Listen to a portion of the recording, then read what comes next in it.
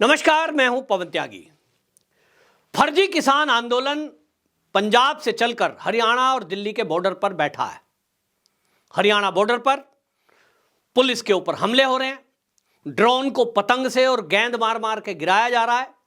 बड़े बड़े बुलडोजर, बड़े बड़े ट्रक वहां पर खड़े हैं और हालत यह है कि उनको अन्नदाता बताकर, किसान बताकर सहानुभूति बटोरी जा रही है। पूरे देश को बंद का आह्वान दिया है इन लोगों ने और उसमें कई संगठनों की शमूलियत हुई है, जिसमें कहा जा रहा है कि किसानों का भारत बंद है। लेकिन आप देखें, मैं आपको दिखा रहा हूं, आप देखिए, ये उत्तर प्रदेश का बॉर्डर है और उत्तर प्रदेश के बॉर्डर में इसका कोई असर नहीं है। क्यों? ना उत्तर प्रदेश के बॉर्डर पर असर है, ना राजस्थान के बॉर्डर पर असर है। केवल और केवल पंजाब का जो हरियाणा से लगता हुआ बॉर्डर है, शंभू बॉर्डर, वहां ये सारे आंदोलनकारी बैठे हैं, क्योंकि पंजाब से सरकार ने इनको वहां जाने तक रोका टोका नहीं है। बिल्कुल साफ दिखाई देता है कि मंशा क्या है। कांग्रेस की भाषा ये नेता बोल रहे हैं और कहते हैं मोदी का ग्राफ बढ़ा है, मंदिर से इस ग्राफ को गिराना है। तो मैंने पहले भी आपको बताया है कि राम मंदिर से जैसे मोदी का ग्राफ बढ़ा, ठीक इसी तरह से सऊदी अरब में एक मंदिर और बनता है जो राम मंदिर से भी सुंदर दिखने में है। स्वामी नारायण संप्रदाय का यह मंदिर मोदी जी की पहल पर वहां बना और जिस तरह से मोदी जी का भव्य स्वागत उस मुस्लिम कंट्री में हुआ, इन विपक्षी पार्टियों को लग गया कि यदि उसका प्रसारण ठीक ठाक हो गया तो मोदी का ग्राफ तो और तेजी से बढ़ेगा और इसीलिए यह फर्जी आंदोलन को खड़ा कर दिया गया। लेकिन दिल्ली और दिल्ली से सटे उत्तर प्रदेश में इसका कोई असर नहीं है। और आपको बता दूं कि यहां जो chamber of trade and industry CTI के चेयरमैन हैं ब्रजेश गोयल, उन्होंने बताया कि दिल्ली के जितने भी ये इंडस्ट्री हैं और जो भी बाजार हैं, उन्होंने तय किया है कि हम इस आंदोलन में इनके साथ नहीं है, क्योंकि पूरी तरह हमें पता लग गया कि ये राजनीतिक आंदोलन है, राजनीति करी जा रही है। और इसीलिए दिल्ली में 700 बाजार हैं, 56 इंडस्ट्रियल एरिया हैं, सभी खुले रहेंगे। इसी तरह उत्तर प्रदेश में भी आप देखें, पूरे उत्तर प्रदेश से खबर है, कहीं भी इस बंद का असर नहीं है। मेरा एक मित्र है और वो मित्र है भूपेंद्र त्यागी। वो भूपेंद्र त्यागी, आपको बता दूं, गाजियाबाद में रहता है, भारतीय किसान यूनियन चंडोली का वो जिला सचिव है। मेरी उससे बात हुई, मैंने कहा भाई आपका इस आंदोलन के बारे में क्या कहना है। उन्होंने कहा देखिए, मैं ये मानता हूं कि ये जो आंदोलन हो रहा है इस समय, ये सब राजनीति से प्रेरित है, क्योंकि किसान आंदोलन के नेताओं का ये कहना है कि हम अपनी मांगों को जायज तरीके से हमेशा उठाते हैं।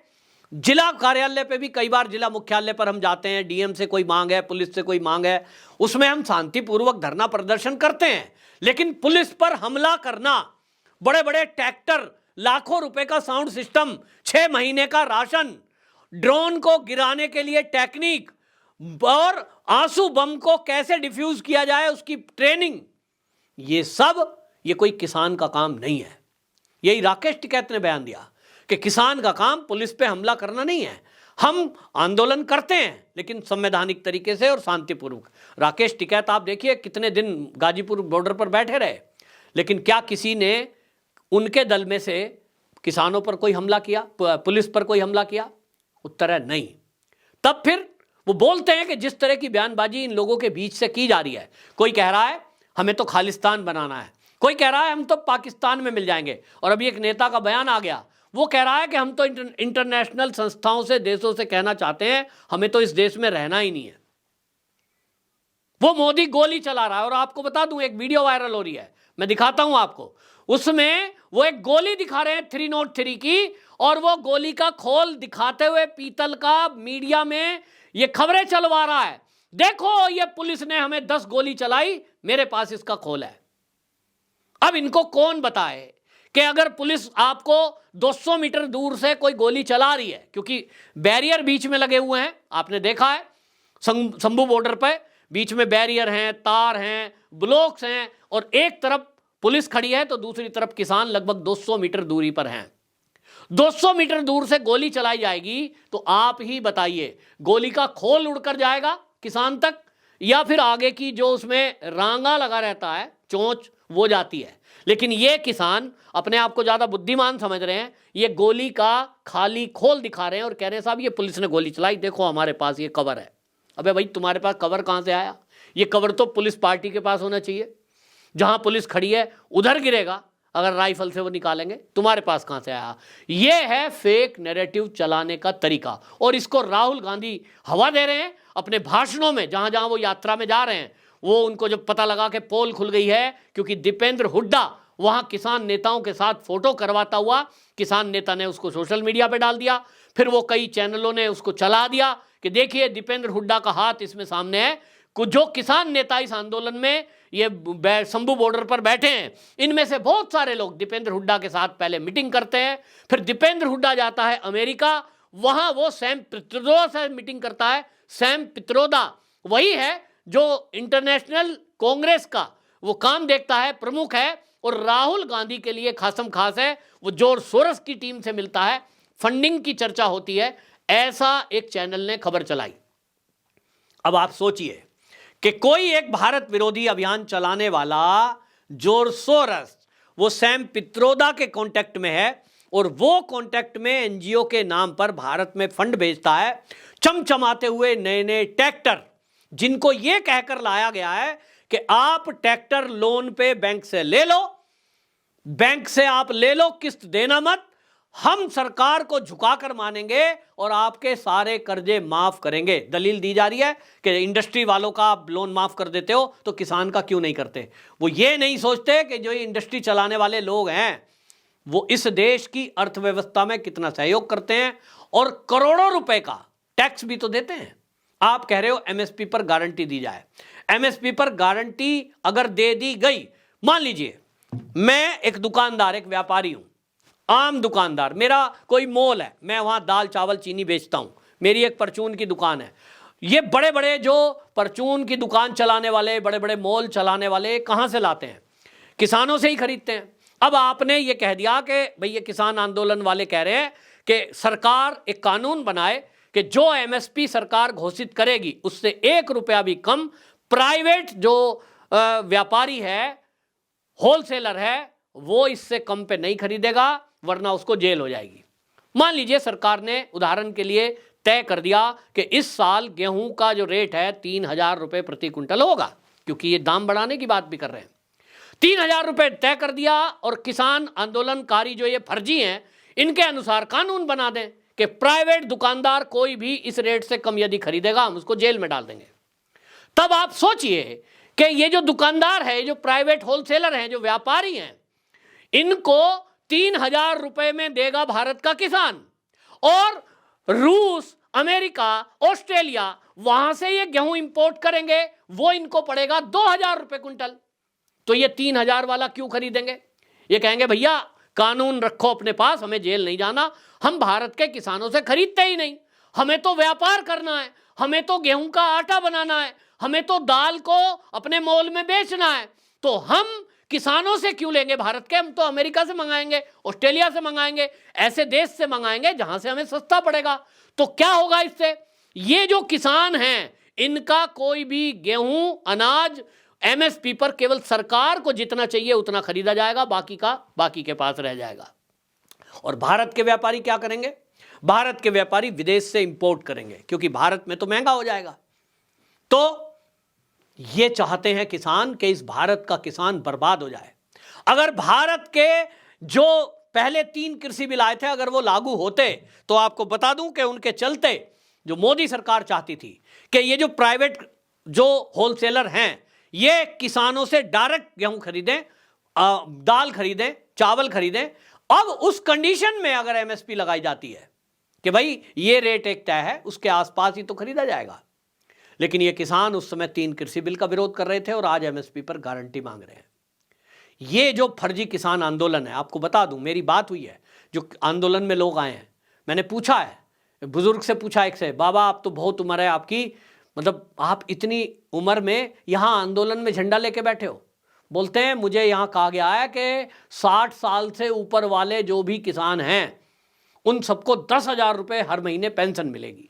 अभी मिलती है 2,000, ये किसान आंदोलन वाले कह रहे हैं 10,000 मिलेगी, तो मुझे बैठे बिठाए 10,000 रुपये महीना जब पेंशन मिलेगी तो मैं क्यों नहीं जाऊं? मुझे कहा गया है खाना मिलेगा, पीना मिलेगा, सोना मिलेगा और आपको पर डे के हिसाब से हम पैसे भी देंगे, बस आंदोलन में झंडा उठा के चलो। तो बहुत सारे बुजुर्ग महिला और पुरुष इसलिए आए हैं लालच में कि जो यहां आ गया उसको 10,000 रुपया प्रति महीना ये पेंशन दिलाएंगे। सोचिए, ये संभव है? फिर अगर किसानों को पेंशन मिलेगी तो और अगली मांग क्या है इनकी? मनरेगा में 700 रुपए कर दो। और वो मनरेगा वाले कहां करेंगे? इनके खेतों में काम करेंगे। सारे किसानों का लोन माफ कर दो। किसानों का लोन राहुल गांधी की सरकार यानी कांग्रेस की सरकार राजस्थान में थी, वो भी नहीं कर पाई, सबका झूठ बोलकर रह गए और आज वो कह रहे हैं कि हम सारा लोन माफ करेंगे। किसी ने ट्रैक्टर ले लिया 10 लाख का बैंक से और 50,000 रुपए देकर के वो ट्रैक्टर घर ले आया, बाकी किस्त दी नहीं। वो कहता है 9.5 लाख रुपया मेरा सरकार माफ करे। क्यों करे? कोई गरीब है जिसके पास जमीन नहीं है, खाने को नहीं है, उसको सरकार सुविधा दे, समझ में आता है। पैसा मेरा और आपका टैक्स पैक का पैसा है। ये ऐसे लोगों के लिए कतई 1 रुपया खर्च ना होना चाहिए जिनके पास 10-10 लाख के ट्रैक्टर हैं, 10-10 लाख का साउंड सिस्टम उसमें लगा है, 10-10 लाख का इनके पास सामान है। और तो और पंजाब में बहुत बड़ा एक षड्यंत्र चल रहा है। मैं इस वीडियो के माध्यम से आपको बता दूं वहां कर क्या रहे हैं ये, जिनके पास बड़े बड़े फार्म हाउस हैं वहां ट्वेल्व का कनेक्शन लेते हैं और ट्वेल्व के पास ही इनकी कोठियां बनी हुई है। 500 गज में कोठी बनी है जनाब, और 12 से ही वो बिजली चला रहे हैं। तो 12 का कनेक्शन फ्री, वहां की बिजली का बिल 0, और वहीं से इनके 10-10 कोठी में एसी लगे हुए हैं, फ्री चल रहे हैं। किसी पे 100 बीघा जमीन, किसी पे 150 बीघा जमीन, चमचमाते 2-2 ट्रैक्टर, घर में ओडी गाड़ी खड़ी है, मर्सिडीज खड़ी है, लेकिन बिजली फ्री, बिजली का बिल नहीं देंगे। कोई आएगा तो कहेंगे 12 का कनेक्शन है, लेकिन 12 से घर पे भी कनेक्शन चल रहा है। पंजाब में इसकी पूरी छूट दी गई है क्योंकि पूरी अराजकता फैलाओ, इस पंजाब को पाकिस्तान में मिलाओ, खालिस्तानी समर्थकों के पक्ष में खड़े हो जाओ और इस तरह की बातें करो कि राम मंदिर से ग्राफ मोदी का बढ़ गया तो हम इस ग्राफ को खत्म करेंगे। इस तरह की बातें फैलाकर, और आपको मैं दिखाना चाहता हूं कि किस तरह से रेहड़ी पटरी वालों को, गरीब लोगों को, मजदूरों को वामपंथी जो यूनियन है वो कह रही हैं कि आप हमारे साथ इस हड़ताल में शामिल हो जाओ। हम इस देश में मजदूर की न्यूनतम मजदूरी 26,000 रुपया महीना करेंगे। समझ रहे हैं? 26,000 रुपये महीना किसी मजदूर की न्यूनतम मजदूरी हो, ये उनको सपने दिखाए जा रहे हैं और इसीलिए बहुत सारे रेहड़ी पटरी वाले, गरीब रिक्शे वाले इनकी हड़ताल में शामिल हो रहे हैं। एक बहुत बड़ा षड्यंत्र इस देश में अराजकता फैलाने के लिए किया जा रहा है।